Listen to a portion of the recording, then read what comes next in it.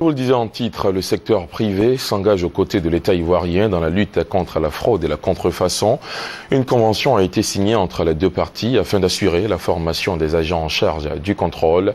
Il est aussi question de moyens logistiques. Mamadou Kwasi. Le sucre, le pain, les bouillons, les pâtes dentifrice, l'huile, le riz. Autant de produits dont la contrefaçon circule sur les marchés ivoiriens.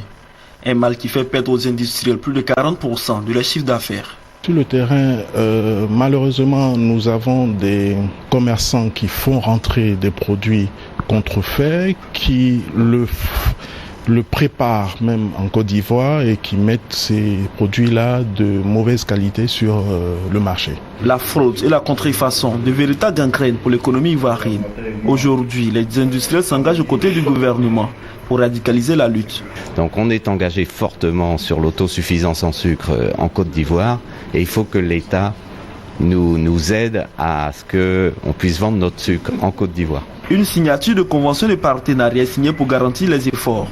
Elle va permettre la formation des agents en charge de la lutte, ainsi que la mise en place de moyens logistiques. Quand il s'agit de la contrefaçon, parfois les entrées se font le plus officiellement du monde, et c'est pour ça que nous avons besoin de ce genre de convention, pour qu'il y ait une formation des contrôleurs sur le terrain et des douaniers pour savoir distinguer un vrai produit d'un produit contrefait. Dans quelques mois, le gouvernement va entamer une traque aux fraudeurs, avec le double avantage d'assainir le milieu économique et d'assurer une bonne santé aux populations.